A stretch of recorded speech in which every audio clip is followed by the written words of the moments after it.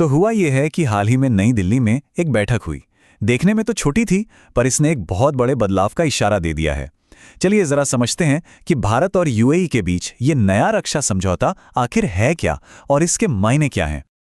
अब सबसे बड़ा सवाल जो उठता है वो ये है कि क्या पश्चिम एशिया के इस पूरे इलाके में, जहां पहले से ही इतना तनाव है, एक नए कोल्ड वॉर यानी शीत युद्ध की आहट सुनाई दे रही है।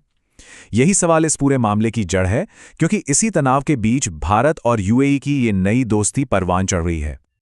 अच्छा, इस नए समझौते को ठीक से समझने के लिए पहले ये जानना जरूरी है कि खाड़ी के इलाके में आजकल चल क्या रहा है।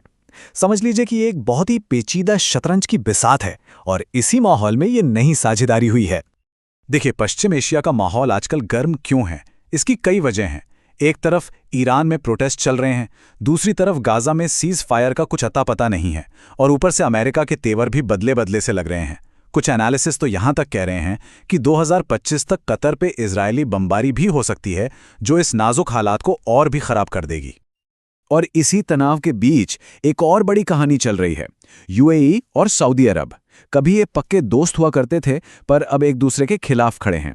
यमन में तो ये साथ लड़े थे, लेकिन अब सूडान जैसे मुद्दों पर इनके बीच पावर स्ट्रगल छिड़ गया है। हालात इतने बिगड़ गए हैं कि दोनों देशों के बड़े नेताओं में बातचीत तक लगभग बंद है, और एक्सपर्ट्स इसे खाड़ी का शीत युद्ध कहने लगे हैं। तो इसका नतीजा क्या निकल रहा है? नतीजा ये है कि अब नए नए ग्रुप्स बन रहे हैं।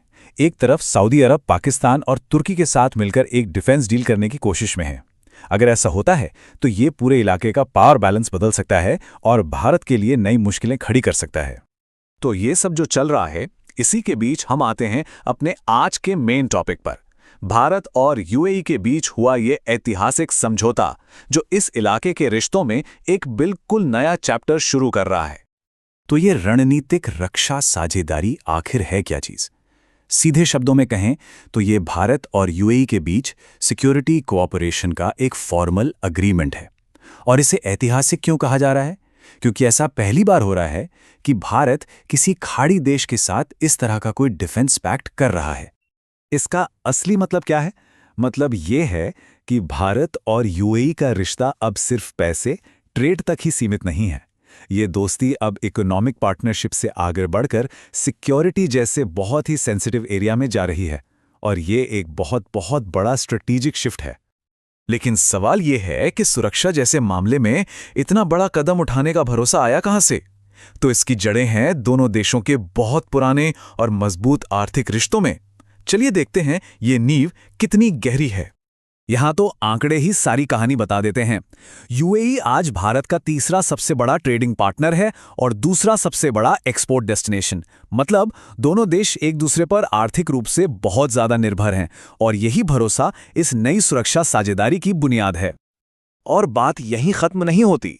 दोनों देशों ने एक बहुत बड़ा टारगेट सेट किया है, आपस के व्यापार को डबल करके 200 अरब डॉलर तक ले जाने का।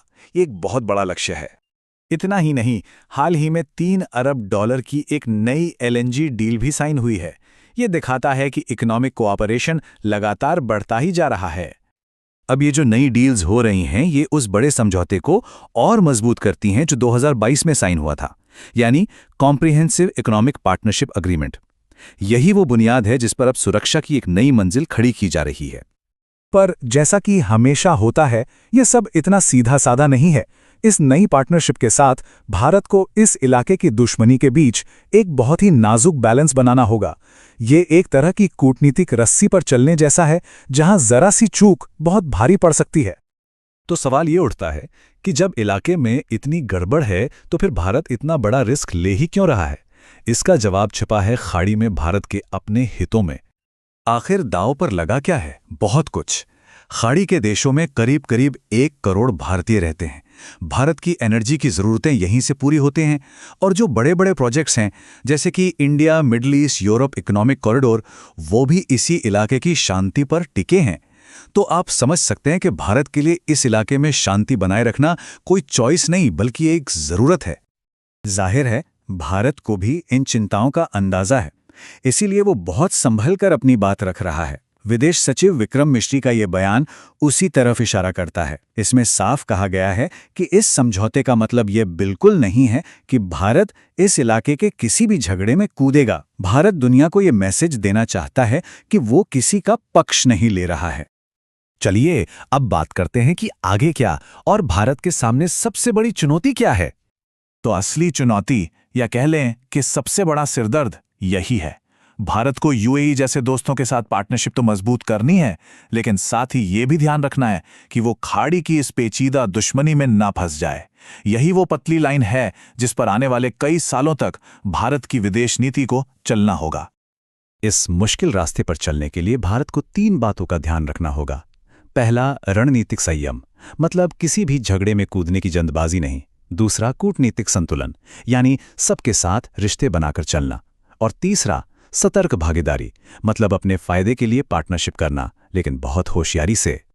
और आखिर में हम इसी एक बड़े सवाल पर आकर रुकते हैं, क्या भारत इस इलाके की आपसी खींचतान में फंसे बिना अपनी रणनीतिक दोस्ती को और मजबूत कर पाएगा? भारत की इस पूरी स्ट्रेटेजी का भविष्य इसी एक सवाल के जवाब पर टिका है।